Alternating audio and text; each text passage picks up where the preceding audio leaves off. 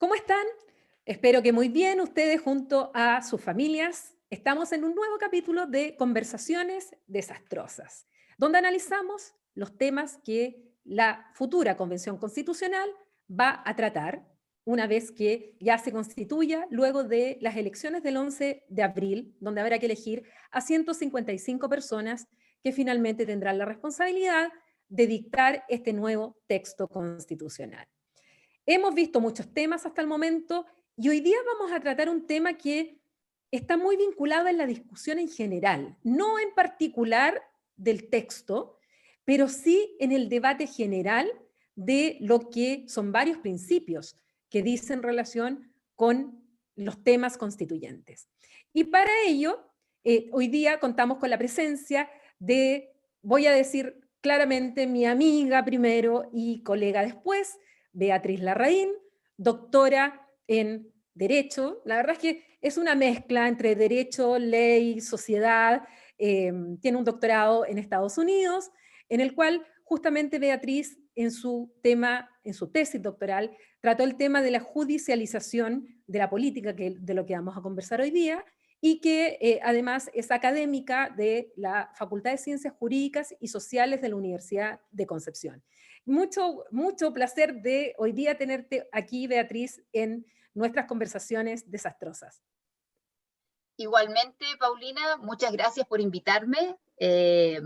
Como bien tú dijiste, aparte o en primer lugar, antes que nada, me alegro de estar aquí en esta conversación con una amiga, eh, además colega, ¿cierto? Una persona con mucho espíritu cívico, ciudadano, académico y que le imprime siempre tanta pasión a todo lo que hace, que es un gusto estar aquí en este programa y, por cierto, también poder dar algunas nociones a la ciudadanía de algunos de estos temas importantes que están algunos en el trasfondo de muchas de las discusiones constituyentes y políticas del momento.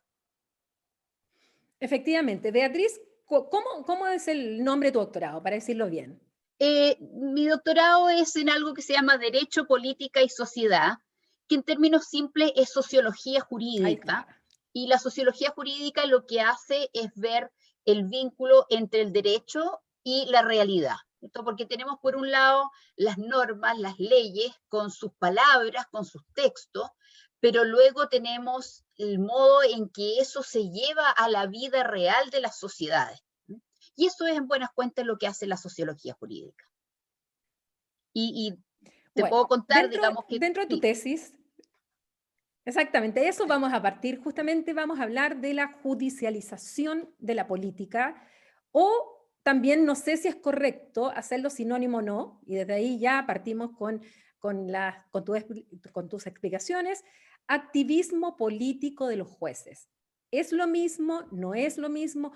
¿Qué significa esto? Porque a veces en debate, no solamente respecto de las sentencias de los tribunales ordinarios, hablemos de la Corte Suprema, sino que también se habla de esto respecto al Tribunal Constitucional, que no está dentro del Poder Judicial, pero es un tribunal, Así y es. también quiero saber si es que también en el ámbito internacional se da este mismo fenómeno o no. Por lo tanto, partimos por los conceptos. ¿Qué es esto de la judicialización de la política y si es lo mismo o no del activismo judicial? Bien, a ver, pensando, ¿cierto? O comenzando con algunos principios básicos. ¿Qué significa esto de la judicialización de la política? Porque a lo mejor algunos piensan que es cuando en el término se usa la palabra política, se refiere a la política partidista, ¿ya? Y hay que aclarar en primer lugar que no se refiere específicamente a la política partidista, sino que es judicialización de la política, el término política se refiere en términos más amplios a asuntos político-valóricos que dicen relación con el tipo de sociedad en la que vivimos. ¿No? Que los jueces o que haya judicialización de la política hoy en día en nuestras sociedades significa que hoy en día los jueces entran a decidir asuntos que tradicionalmente eran decididos por los poderes políticos tradicionales, básicamente el Congreso. ¿Ya? Y cuando digo tradicionalmente, me refiero desde hace unos 40 años a la fecha, es que se observa este fenómeno de la judicialización de la política, ¿no? Que los jueces van entrando de algún modo a áreas que antiguamente, o a resolver asuntos que antiguamente resolvían el Congreso o también el Poder Ejecutivo. Te voy a dar un ejemplo muy simple para luego ver qué es el activismo, que es el otro concepto por el cual tú me preguntabas. Hace poco en Chile, hace un par de meses atrás, se resolvió un caso en el cual dos mujeres de una pareja buscaba que le dieran derechos a ambas de maternidad sobre el hijo que ellas tenían. ¿Ah? Antiguamente, pensemos hace 40, 50 años atrás, ¿qué habría sucedido? Dos mujeres en esta situación, la ley no establece específicamente que una pareja, ¿cierto?, del mismo sexo pueda tener derechos ambos de maternidad o de paternidad sobre el hijo. ¿Qué les habría quedado a esta pareja? Les habría quedado esperar a que en algún momento el Congreso aprobara una ley que le diera a las parejas homoparentales a ambos derechos de paternidad sobre el hijo, ¿no? Eso habría sido la actitud tradicional o la forma en que socialmente pensábamos, ¿cierto? En que nuestra sociedad estaba de algún modo planificada. Hoy en día vemos que esto no es así y de hecho estas dos madres recurren ante los tribunales de justicia y el tribunal, efectivamente, adentrándose en un área que no está regulada expresamente por la ley, sino que haciendo una interpretación de la ley, ¿cierto? Haciendo una lectura distinta de la norma jurídica a cómo se había estado haciendo hasta el momento, llega a darles a ellas dos derechos de maternidad, derecho de filiación, ¿cierto?, sobre el hijo común. A esto se refiere la judicialización de la política, ¿cierto? A que los jueces se adentran en estas áreas tradicionalmente reservadas a otros poderes del Estado. Y a su vez, la ciudadanía tiene conciencia de que si no hay un asunto, ¿cierto?, que no se resuelve a su favor en estos o ante los poderes políticos tradicionales, tienen otro poder, que no es el poder tradicional, que es el poder judicial donde pueden recurrir. Antiguamente, como te decía, ¿qué les quedaba? Simplemente esperar a que cambiara la ley. Eso no es así, ¿ya? Y relacionado con este concepto de judicialización de la política, está efectivamente el tema del activismo, ¿ya? En esto vas a encontrar tus distintas voces o distintos autores que conceptualizan el activismo judicial de un modo distinto. Para mí, activismo y judicialización de la política van de la mano, ¿no? No son conceptos rígidamente separados y yo creo que el activismo sucede porque hay judicialización de la política. ¿Qué es el activismo? El activismo consiste en la actitud del juez, en ir de algún modo más allá de la norma, cuando se trata de defender los derechos de los individuos. Si tú te fijas en el mismo ejemplo que yo te di, hay una actitud del juez de ir más allá del texto expreso, ¿cierto?, de la norma expresamente escrita por el Congreso para justamente defender los derechos de estas dos madres. En Chile tenemos muchos ejemplos también de activismo judicial. Quizás el más importante, a mi entender, de activismo judicial en las últimas décadas es lo que ha sucedido en Chile con la ley de amnistía. Eh, Todos, más o menos, ¿cierto?, sabemos qué es la ley de amnistía. Es la ley que fue dictada por el régimen militar para dar amnistía, o sea, un perdón para ciertos delitos cometidos entre el año 73 y el año 78. En virtud de esta ley de amnistía y durante el régimen militar, cada vez que una persona recurría a los tribunales, ya sea por vía de un recurso de amparo, por vía de querellas criminales, buscando que los tribunales se pronunciaran sobre algún tipo de delito, sobre alguna persona desaparecida, ¿cierto? Alguna víctima del régimen. ¿Qué decían los tribunales? No, nosotros no podemos entrar aquí porque esto está cubierto por la ley de amnistía y por lo tanto los tribunales ni siquiera investigaban. No recuerdo bien los números exactos, pero hay estadísticas que señalan que durante el régimen de Pinochet, aproximadamente el 0,1% de los recursos de amparo interpuestos ante los tribunales de justicia fueron alguna vez atendidos por los tribunales. ¿Ya? De hecho, la comisión Rettig, la comisión Valech, tiene palabras muy fuertes en contra del Poder Judicial chileno por su actitud durante el régimen de Pinochet y su falta, ¿cierto?, de protección a los derechos de los individuos. Bien, eso, ¿cierto?, es la actitud tradicional de los tribunales frente a los delitos cometidos por los funcionarios del régimen. Tenemos luego el retorno a la democracia, y en la década de los 90 empieza a cambiar, obviamente que el clima político cambia, y los jueces empiezan a mirar ahora con otros ojos la ley de amnistía. ¿Ya? Esto que antes era muy claro, delitos cometidos entre el año 73 y el año 78, nada que hacer porque están cubiertos por la ley de amnistía. Durante el gobierno de Elwin, empiezan los tribunales a considerar la idea de que si habíamos estado en una situación de guerra interna, como sostenían mucho, entonces era aplicable a algunos tratados internacionales, como la Convención de Ginebra, y en ese caso, las denuncias que se hacían, las querellas presentadas por estos delitos cometidos durante el régimen, debían ser a lo menos investigados. Cosa que en un primer momento los tribunales habían dicho, no, nosotros ni siquiera podemos entrar a investigar, ni siquiera leían las querellas, por ponerlo en términos simples, y al no leer siquiera las querellas, evidentemente no se sabía nada, no se hacía investigación, no sabían quién eran las víctimas, quién eran los culpables, testigos, nada.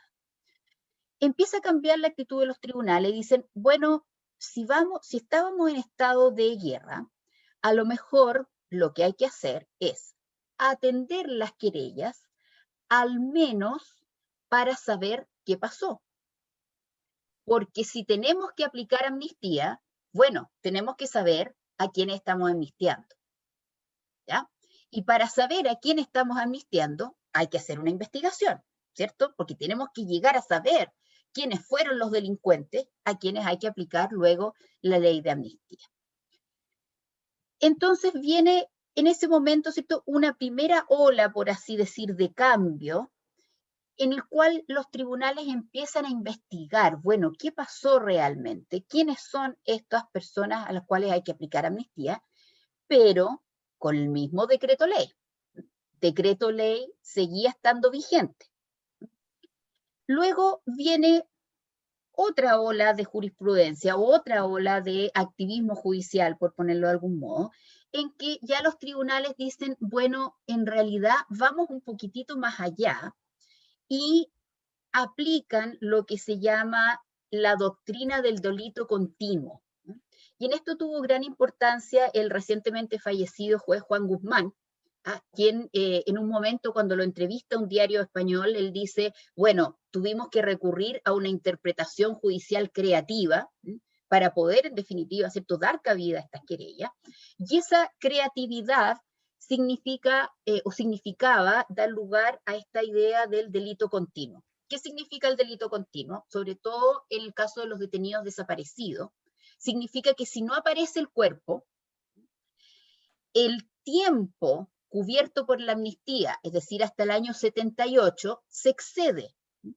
Si no sabemos si la persona está viva o muerta, puede ser que la persona no haya fallecido, sino que esté, por ejemplo, secuestrada.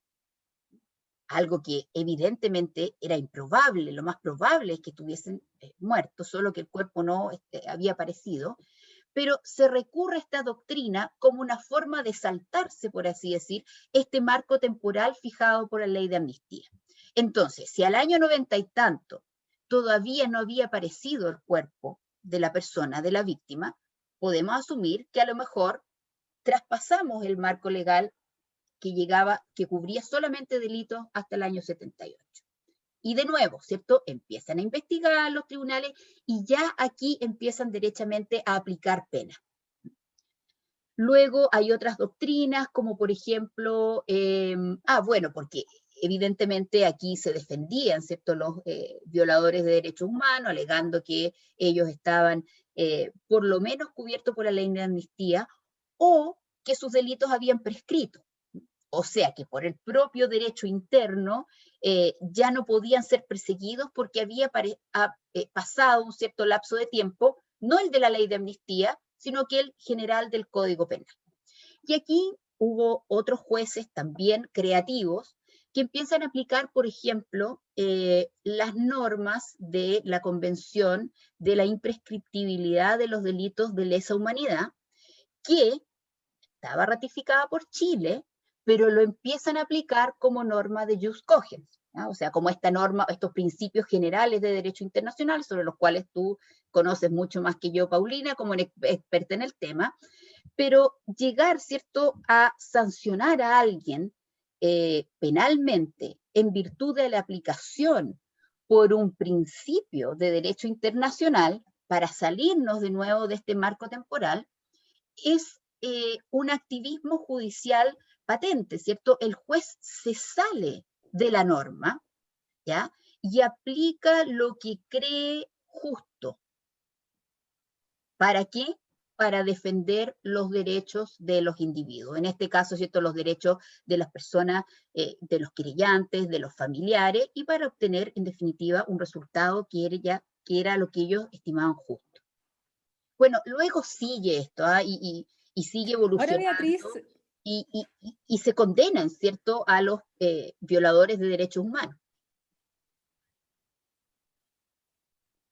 ahora, Beatriz, este fenómeno, tan bien explicado por ti y en el cual lo podemos ver en muchos otros temas que ya vamos a conversar, mi pregunta es, ¿también pasa en el exterior o es algo propio de la evolución que hemos tenido en el derecho interno en Chile, o lo podemos ver en Estados Unidos, lo podemos ver en Europa, lo podemos ver en otros continentes, o es propia América Latina?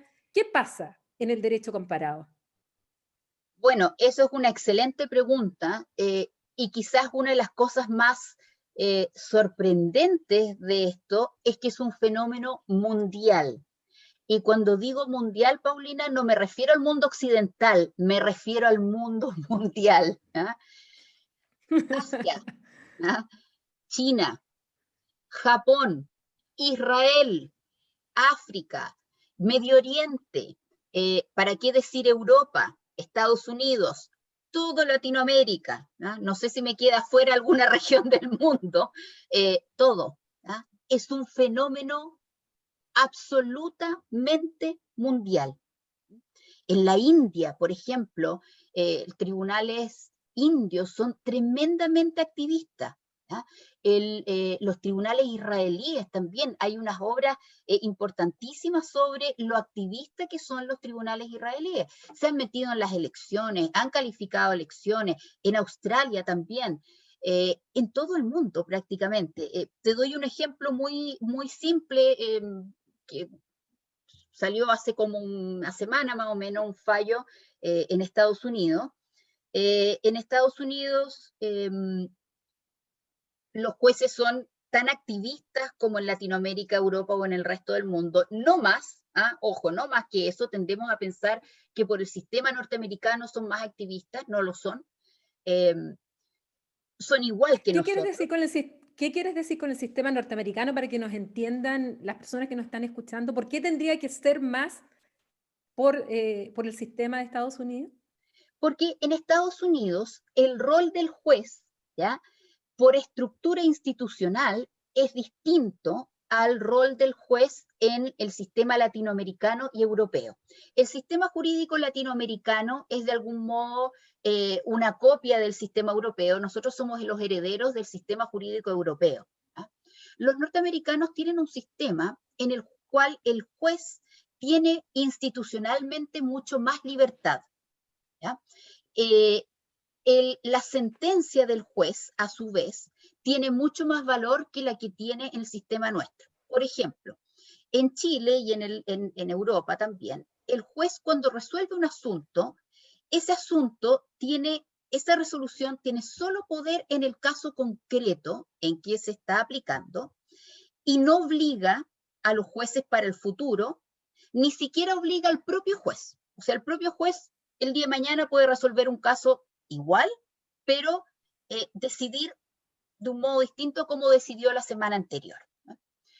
En Estados Unidos eso no es así. En Estados Unidos el fallo de un juez tiene un grado de obligatoriedad hacia el futuro, ¿ya? Si la Corte Suprema hoy día dice, este asunto se resuelve de tal modo, los tribunales inferiores en Estados Unidos están todos obligados a resolver de ese mismo modo. En Chile eso no es así, ¿ya? En Chile, un tribunal inferior, una corte de apelaciones o la Corte Suprema puede resolver de un modo y los demás tribunales son absolutamente libres para resolver luego de modo contrario, ¿ya? Entonces, naturalmente, en el sistema anglosajón, el juez tiene más poder. Ujú. Y entonces uno pensaría, bueno, son más activistas. Y eso es lo curioso y una de las cosas tan interesantes sobre este tema, que no es la estructura institucional la que hace que los jueces sean más o menos activistas, ¿ya? Sino que hay otros ¿Dónde factores. estarían las causas entonces? Ya, ¿Cuáles serían esas causas para que, independiente del sistema, independiente de la cultura jurídica, independiente del país o continente en que estemos, pase lo mismo? ¿Cómo se explica esto? mira, los autores apuntan a varias causas distintas que parecen estar presentes en el mundo en general. Y hay varias, la democracia, por ejemplo, el hecho que post Segunda Guerra Mundial ha habido una tendencia más o menos generalizada hacia la democracia, o al menos al valor de la democracia, de un modo que no se veía antes. La democracia parece ser, ¿cierto?, un factor importante en esto. Pero más que eso, Paulina, una causa muy importante en esto es el hecho que la calidad, por ponerlo de algún modo, de nuestra política, y cuando hablo nuestro, de nuevo me refiero a nivel global, la calidad de nuestra política es algo altamente cuestionado por los ciudadanos, ¿no? Los políticos en general y los poderes del Estado en particular son vistos como por los ciudadanos como estáticos, inoperantes, corruptos, incapaces de dar verdaderas soluciones a los problemas reales de los ciudadanos, ¿no? ¿Te suena parecido a algo conocido esto? Que nosotros decimos, es Chile. No, la verdad es que eso no es Chile, es el mundo, ¿ya? Y a esto apuntan los autores como una causa principal de la judicialización, por una razón muy simple. El legislativo, político, no los queremos, con todas estas características negativas. El ejecutivo, ¿cierto? De lo mismo, también político, y es como, bueno, ¿y qué nos queda? Como dicen, ¿cierto? El Chapulín, bueno, ¿y ahora quién podrá rescatarnos? Ah, hay otro poder del Estado, ¿ya? ¿Y cuál es este otro poder del Estado? El judicial. Es como una especie de no me sirve no me sirve esto otro porque esto está lleno de políticos, ¿ya? Y los políticos son malos, entonces vamos a recurrir a otro eh, poder del Estado que no está obligado por la regla de mayoría. En el Congreso tenemos regla de mayoría, ¿cierto? Se aprueba lo que la mayoría quiere. El Ejecutivo, si bien es cierto, no está sujeto del mismo modo, sí el Ejecutivo está sujeto a elecciones periódicas. Lo mismo el Legislativo. Hay algún tipo de control. El juez no tiene ese control. El juez, uno, puede decidir como se le ocurre, ¿ya? No está obligado, sujeto a la regla de mayoría. Y en segundo lugar, el juez no tiene el control de las elecciones periódicas. Entonces, por así decirlo, nadie lo va a sancionar al juez si el juez decide algo del modo que a él le parece. Entonces, si una persona o un grupo no ha obtenido lo que quiere en estos órganos del Estado que sí están sometidos a la regla de mayoría, bueno, ¿a dónde me voy? Me voy, es como vitrinear, ¿cierto? Aquí en esta tienda no me gustaron las cosas, estaban caras, estaban malas, estaban feas. Me voy a otra tienda, donde sí pueden haber cosas que a mí me agraden, que estén bonitas, que sean buen precio. ¿Cuál es? El tribunal.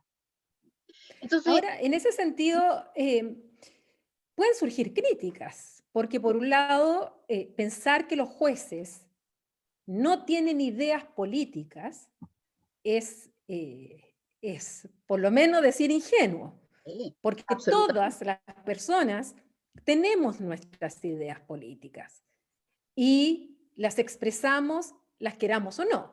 Y en eso nos incluimos también los académicos, las académicas. Por supuesto. Tenemos nuestras ideas políticas, no somos personas asépticas, neutrales absolutas. Uno pretende ser imparcial, uno pretende ser objetivo, o nosotras que somos profesoras, mostramos las distintas, tal como lo has hecho tú aquí, presentar las distintas posiciones y cada cual determinará en el caso nuestro, nuestros estudiantes determinarán con cuál se quedan. Pero uno tiene siempre su preferencia porque Por uno supuesto. tiene valores, tiene ideas, tiene una ideología detrás. Por lo tanto, pensar en que los jueces son personas totalmente neutras, que objetivas absolutas, no es así, porque son personas como todas las personas del mundo, en el cual al momento de fallar, de administrar justicia, sus valores van a impregnar esa sentencia. Entonces, pudiera surgir la crítica, que seguramente dirán, y la hemos escuchado, que estos jueces cuando traspasan lo que dice la norma jurídica, esa interpretación absolutamente exegética de lo que dice la norma, y le da una interpretación más teleológica, buscando el fin y yendo más allá de la norma, pueden saltar y decir, no, estos jueces están vendidos a la política, o estos jueces al final son activistas políticos, pero se dice en un sentido peyorativo. Claro. ¿Qué pasa en ese sentido entonces? ¿Qué pro y qué contra podemos encontrar en esta realidad que, como tú señalas, pasa en los hechos, no es algo que queramos o no queramos, pasa en los hechos y como tú nos estás enseñando ahora, pasa en todo el mundo. ¿Qué pasa con las críticas, los pro y los contra de que los jueces puedan, por lo tanto, realizar esta judicialización de la política? Sí, Paulina, ese es un gran tema, ¿cierto? Y es un gran problema. Em, Efectivamente, tenemos, ¿cierto? Por este lado estos jueces activistas que ayudan y protegen los derechos de los individuos, y eso se ve como algo positivo en general. Pero el gran problema, como tú bien dices, es eso. El gran problema aquí es que no solo que los jueces efectivamente tienen toda su ideología política, y pensemos, por ejemplo, en jueces como los del Tribunal Constitucional, o sea, no les vamos a pedir que no actúen de modo político si están leyendo e interpretando la Constitución.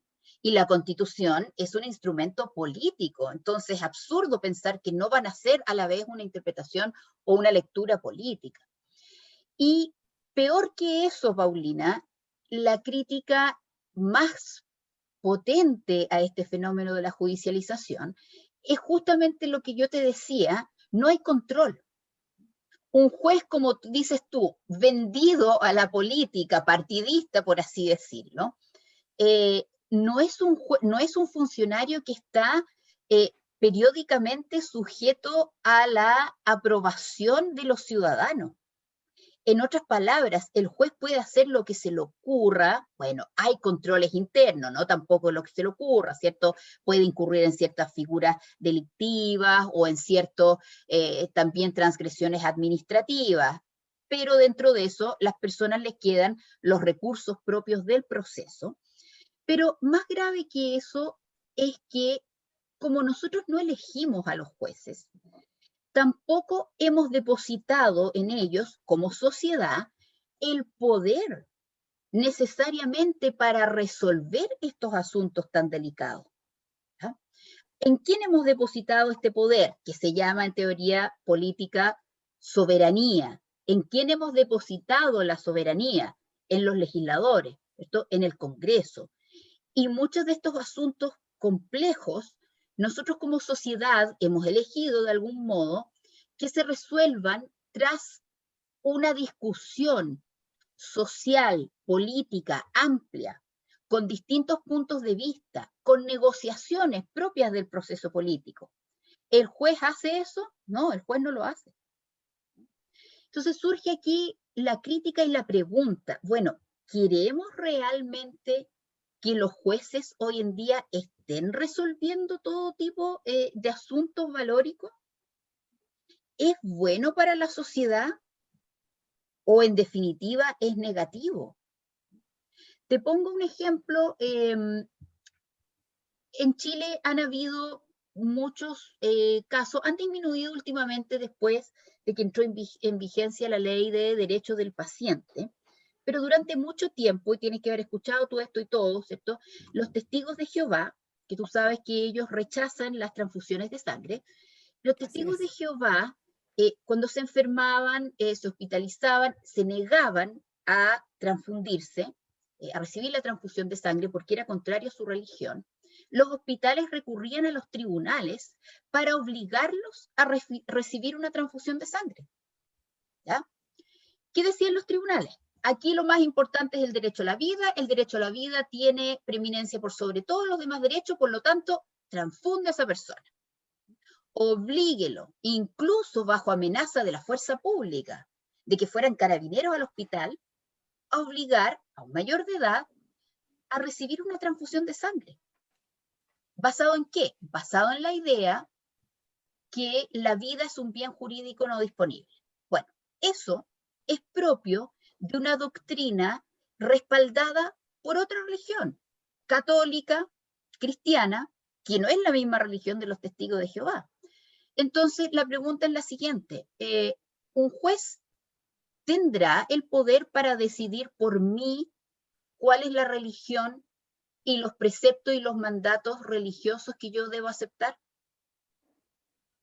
En otras palabras, ¿queremos que sean los jueces, por ejemplo, los que dictan en buenas cuentas si yo puedo o no recibir una transfusión de sangre y si mi religión es la correcta o no? ¿Te fijas?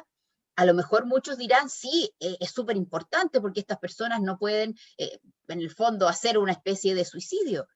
Pero para las personas que están en el otro lado y son testigos de Jehová y tienen una convicción profunda, profunda, de que la transfusión de sangre es una cosa indigna, que transgrede, ¿cierto?, los mandatos divinos, ¿será un juez la persona con la autoridad moral o política para imponerle a una persona mayor de edad en pleno uso de sus facultades qué postura religiosa eh, decide seguir en su vida?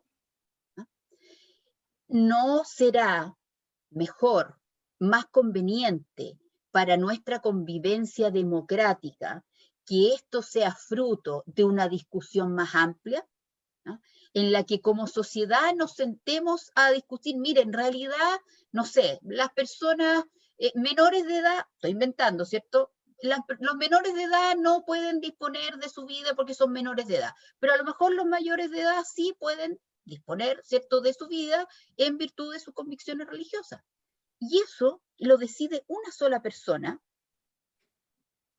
causa un problema, ¿no? Parece ser algo complicado.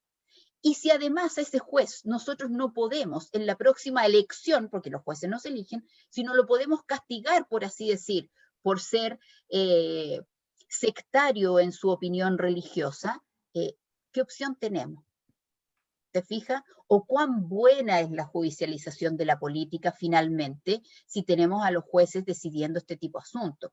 Recordarás tú también, Paulina, por ejemplo, el tema de la píldora del día después, un problema, ¿cierto?, que se discutió en Chile y lo resolvió el Tribunal Constitucional el año 2005, en virtud de una convicción religiosa de la mayoría de los integrantes.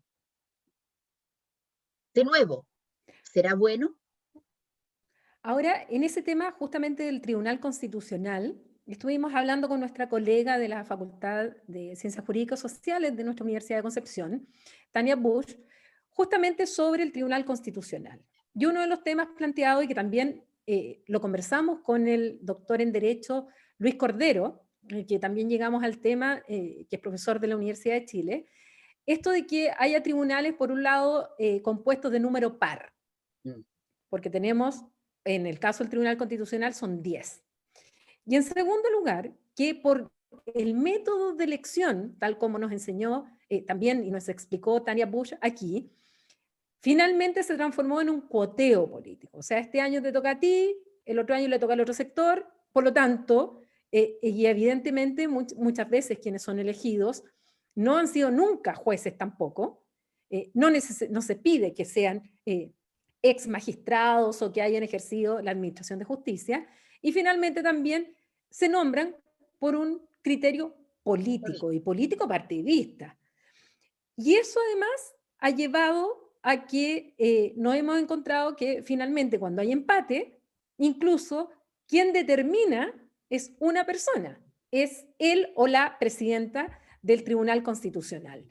Entonces, si en su modo de designación ya hay un criterio político y político partidista, en el que la práctica, porque no lo dice así ninguna norma, es la práctica finalmente quien ha llevado que se sabe perfectamente que le toca a uno o a otro grupo, bueno, con mayor razón está presente este factor político, político partidista, al momento de dictar los fallos.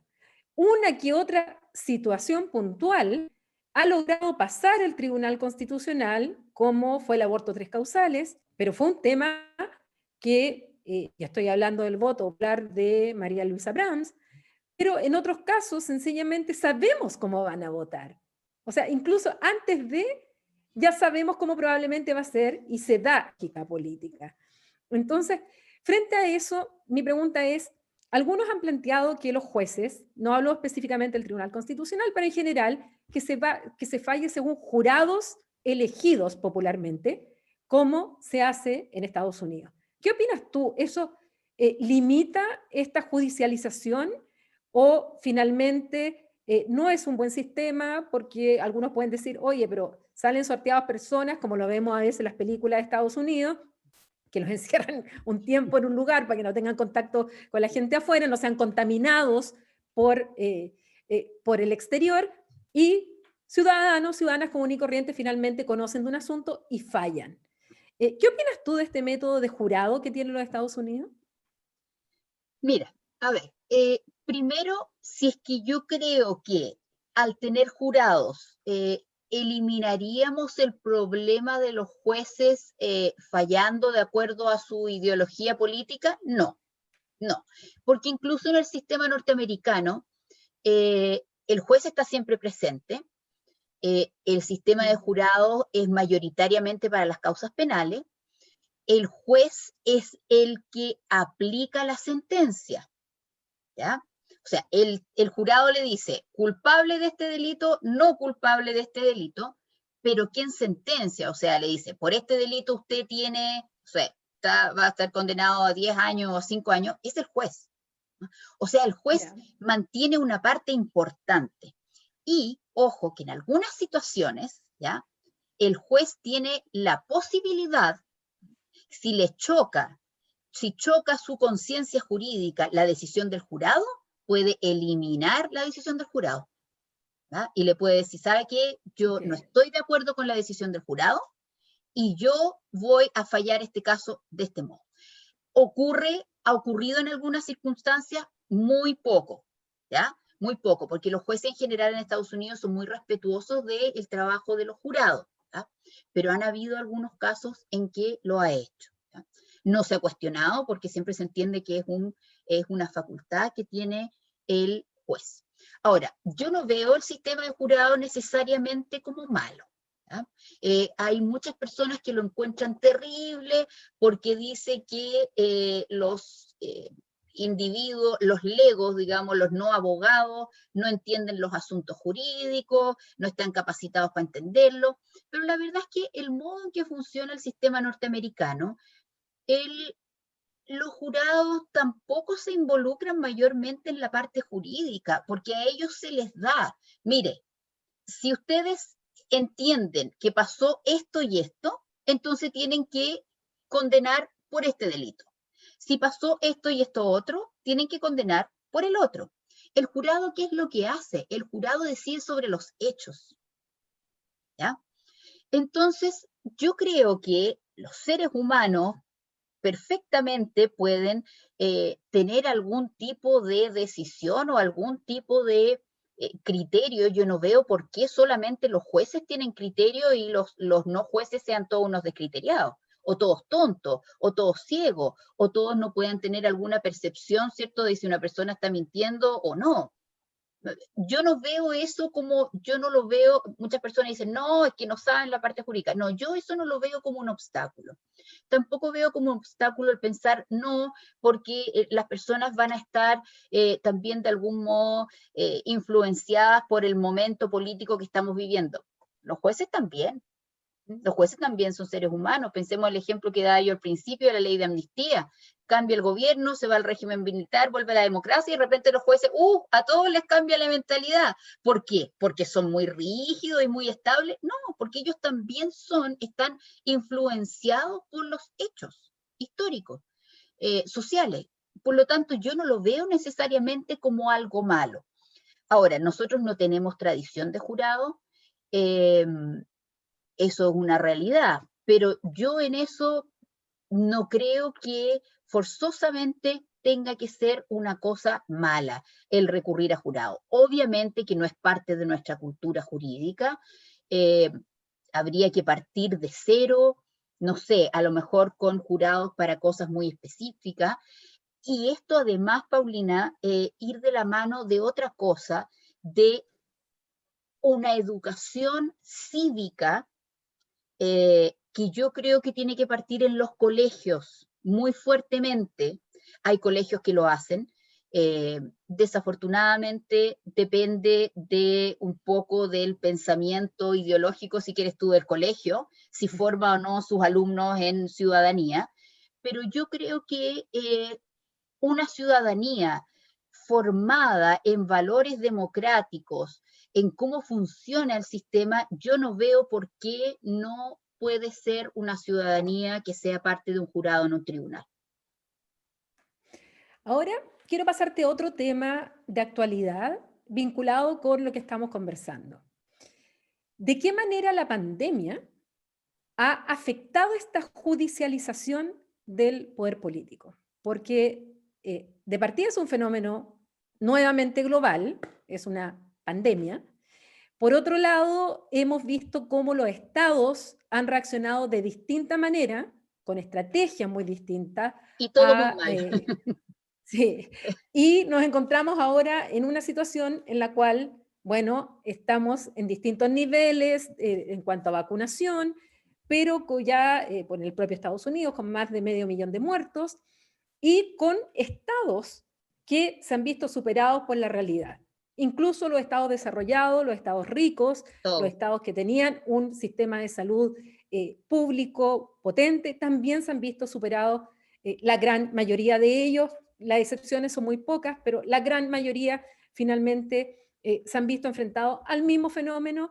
Y yo quisiera saber qué ha pasado con la pandemia, cómo afecta la pandemia a este tema tan interesante de la judicialización de la política. Bueno, la pandemia no ha hecho sino hacer resurgir o llevar a límites aún más altos, ¿cierto?, de los que teníamos antes de judicialización. La verdad es que prácticamente no ha habido tema de la pandemia que no se haya judicializado en el mundo, de nuevo. En Chile, recordemos, ¿cierto? Al principio de la pandemia, esto que algunos llamaron la revolución de los alcaldes, en que prácticamente no hubo alcaldía en Chile que no interpusiera recurso de protección contra el gobierno, una vez que el gobierno decidió reabrir, ¿cierto? Vamos a seguir todo normal, vamos a mandar a los niños al colegio. Los alcaldes estaban desesperados, ¿cierto? Y una forma de presionar al gobierno, recursos de protección, o sea, de nuevo, ¿cierto? Llevar la pelea eh, ante los tribunales, en definitiva, como un lugar, un locus donde se puede llevar a cabo esta pelea un poco entre la oposición y el gobierno. Pero ojo que aquí sucedió algo interesante, que no solo eran los alcaldes de oposición, ¿ya? Mayoritariamente sí, pero hablemos de un 80%, si mal no recuerdo, yo en algún momento los conté hace un par de meses atrás, y era en torno al 80% de los alcaldes de oposición. Pero hubo un 20 más o menos por ciento de alcaldes que no eran de oposición, que eran de gobierno, que también recurrieron a los tribunales, ¿ya? En Europa, por ejemplo, esto es bien interesante, acusaron al gobierno español, casi todo, ¿cierto? En algún momento, a Pedro Sánchez, al primer ministro italiano, a Macron en Francia, en todas partes prácticamente los gobiernos acusados por el mal manejo de la pandemia y por la cantidad de muertes que se le atribuye a este mal manejo de la pandemia justamente a los poderes ejecutivos, ¿ya? A Sánchez incluso lo habían llevado ante el Tribunal de la Haya. Entiendo que la Haya lo desestimó, no tengo muy claro el detalle, pero a ese nivel, digamos, de expansión de esto de la judicialización. Hay demandas en Italia contra, en el norte de Italia, donde empezó, ¿cierto? Y fue lo más fuerte de la pandemia, contra los municipios se defienden diciendo que era culpa del gobierno central. Lo mismo pasó en España, ¿cierto? En Madrid hay una pelea casi permanente entre Díaz Ayuso y el gobierno central de España, ¿cierto? ¿Qué pasa en Madrid? Que si confinamos, que si desconfinamos, que si dejamos, ¿cierto? Que los bares abran o cierren, o poder, ¿cierto? Los toques de queda, todo. La temática general de la pandemia en el mundo ha llegado a los tribunales. En Estados Unidos algo muy parecido. En Estados Unidos incluso permeando las elecciones. En Estados Unidos hubo grandes peleas en los tribunales en relación con las medidas que los estados dieron, ¿cierto?, para que las personas mayores pudieran votar. ¿Ah? Voto a distancia, voto en el auto, incluso si podían irlo, en algunos estados los adultos mayores en el auto dejaban su voto y alguien se lo recibía. Prácticamente no hubo estado, sobre todo los estados más conservadores, en los cuales personas no recurrieran ante la Corte Suprema para que la Corte Suprema se pronunciara sobre la legalidad o no de estas medidas adoptadas por los estados en la pandemia. En California, por ejemplo, foco tremendo de judicialización, se liberaron algunos presos al principio de la pandemia para que no estuvieran, ¿cierto?, todos ahí en las cárceles expuestos a tener aún más, ¿cierto?, expandir aún más el coronavirus. Tribunales. Cuando ya el Estado no quiso liberar más presos, los presos que habían quedado atrás recurrieron también ante los tribunales y dijeron, oiga, ¿y yo por qué no? Digamos, déjenme salir a mí también. Hace una semana, aproximadamente 10 días, la Corte Suprema de Estados Unidos revirtió un fallo, no, revirtió una medida del gobernador de California que prohíbe o mantuvo la prohibición de realizar cultos religiosos. ¿Ya? Hay una prohibición, ¿cierto?, de hace varios meses, de realizar cultos religiosos en lugares cerrados. Y grupos religiosos recurrieron ante la Corte Suprema alegando que se estaba violando su derecho a elegir libremente su religión, a realizar los cultos propios de su religión. Y la Corte Suprema de Estados Unidos, en un fallo dividido. ¿Qué significa un fallo dividido? Que la mayoría decidió de un modo, pero hay un grupo de ministros que no estuvieron de acuerdo con esto. Decidió revocar la orden del gobernador y decidió dar luz verde para que las iglesias pudiesen celebrar sus cultos en lugares cerrados. Está por verse qué es lo que va a pasar ahí desde el punto de vista de mayor contagio, pero es interesante lo que dice ahí uno de los votos de minoría, o sea, uno de los jueces que no estuvo de acuerdo con la mayoría. En el fondo dice, ojo, nosotros no somos epidemiólogos, ¿ya? No somos médicos.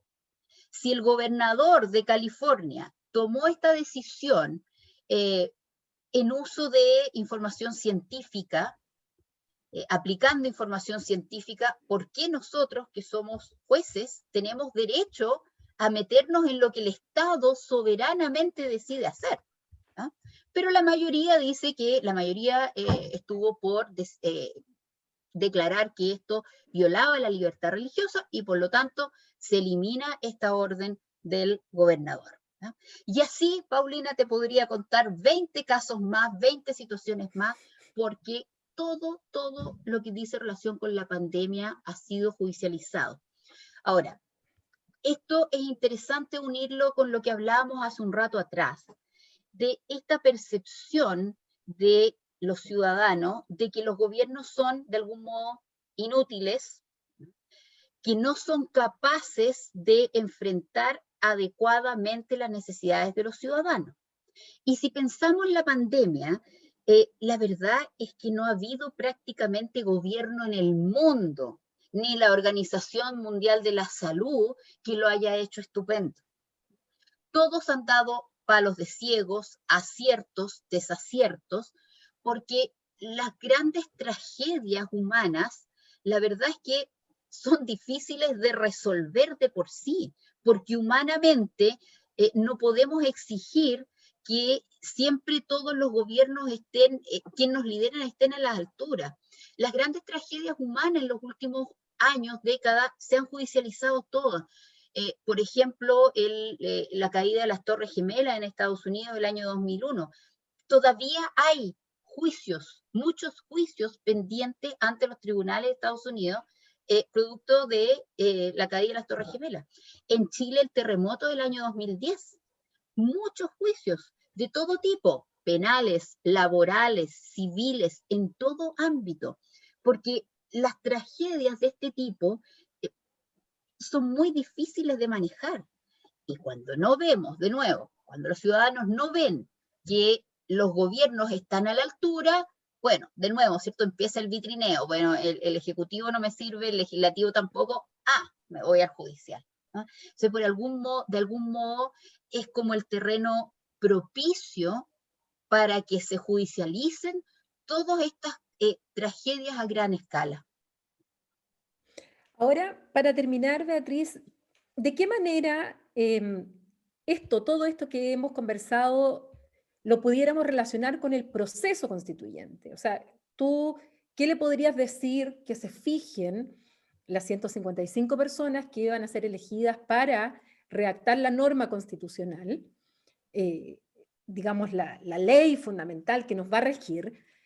¿En qué tendrían que pensar después de todos estos temas que hemos abordado al momento de redactar la norma?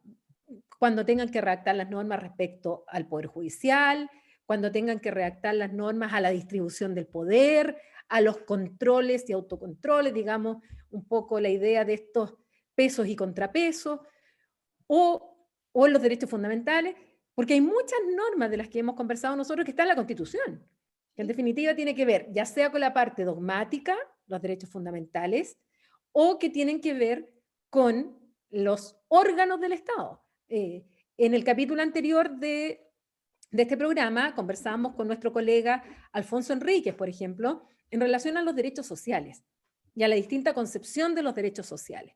Entonces, mi pregunta para ti es, pensando en aquellos que van a ejercer este poder constituyente originario, ¿cuál sería tu consejo, cuáles serían tus observaciones a esas personas? Bien, a ver, yo creo que aquí hay dos cosas distintas. Una, por así decir, de texto, de redacción específica de la nueva Constitución, y otra un poco más general.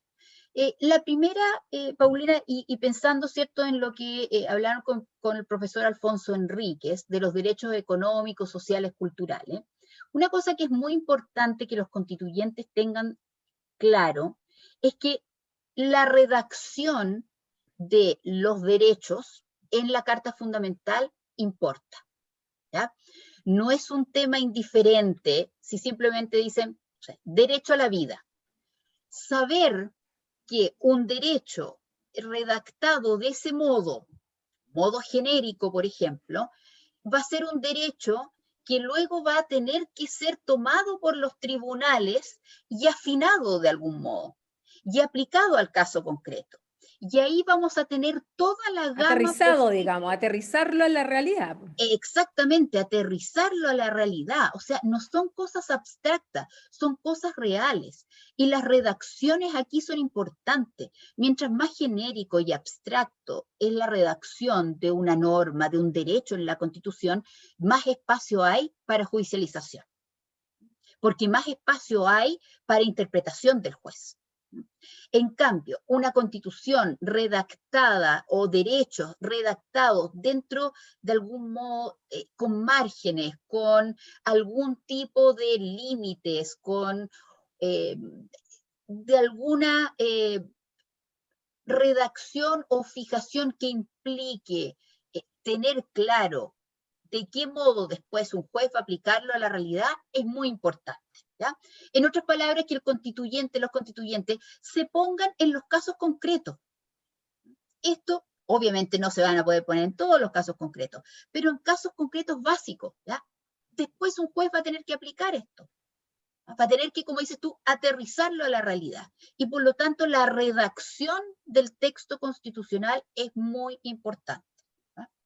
Sobre todo en materia de derechos fundamentales.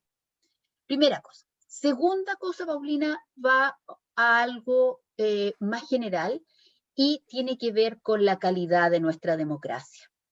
La calidad de nuestros órganos del Congreso, del Poder Ejecutivo, la calidad de las personas que están en los partidos políticos, la regulación de los partidos políticos, su relación justamente con el Congreso, temas como el lobby, ¿no? Por ejemplo, que lo único que hacen es enlodar de alguna manera un lobby sano, claro, siempre es necesario y es parte del juego democrático, pero un lobby que implique corrupción y otro tipo de figuras, como hemos visto últimamente, es algo que tiene que ser absolutamente dejado de lado.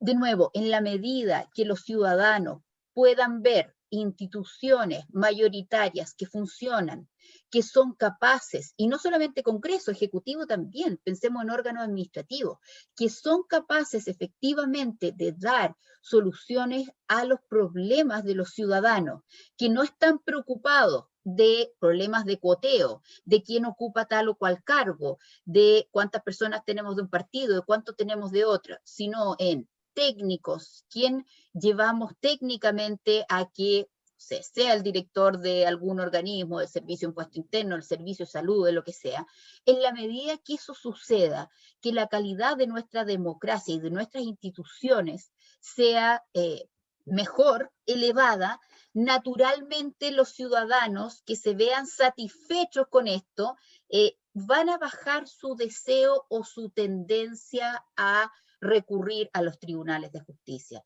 El mismo tema, ¿cierto?, de los derechos de las minorías sexuales.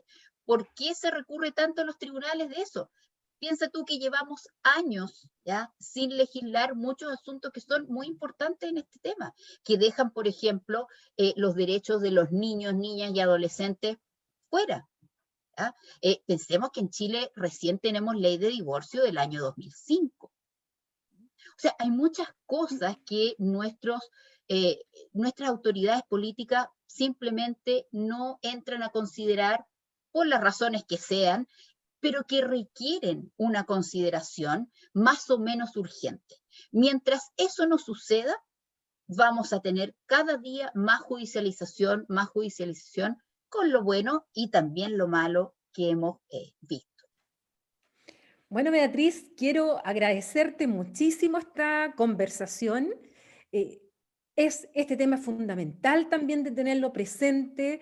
Creo que las observaciones que tú haces para que tengan en cuenta los constituyentes son, pero esenciales justamente para que, por un lado, tengamos un buen texto constitucional, que además sea un texto constitucional que se adapte a la realidad, porque creo que, y lo hemos conversado también con otros colegas aquí, en el cual, bueno, nuestro texto constitucional sencillamente está entrando en colisión, entró en colisión derecha con la sociedad, y por otro lado la calidad de la democracia. O sea, la calidad de la democracia, sobre todo cuando estamos hablando de los partidos políticos, muchas veces se piensa que porque uno critica a los partidos políticos, estamos en contra de los partidos políticos. Todo lo No, contrario, nosotros sabemos que estamos dentro de un sistema democrático representativo, al cual se le pueden dar mayor válvula de atracción de la ciudadanía vía instituciones de democracia directa,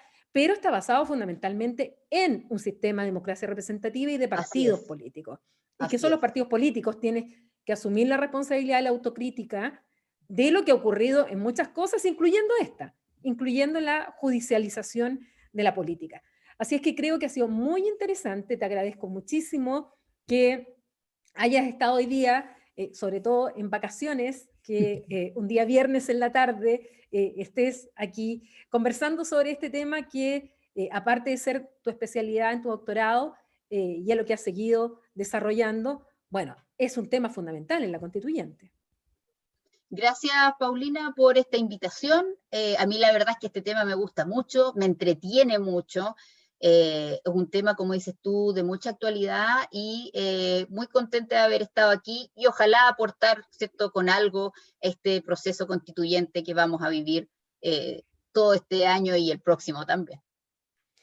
Así es, así fue y así va a seguir siendo, porque vamos a seguir teniendo actividades, sobre todo en la Universidad de Concepción, justamente en estos temas que son tan importantes para que ustedes, quienes nos están viendo, nos están escuchando a través de Spotify o nos están viendo a través de nuestro canal de YouTube, de la señal TV Reñuble y a través también de Canal Regional.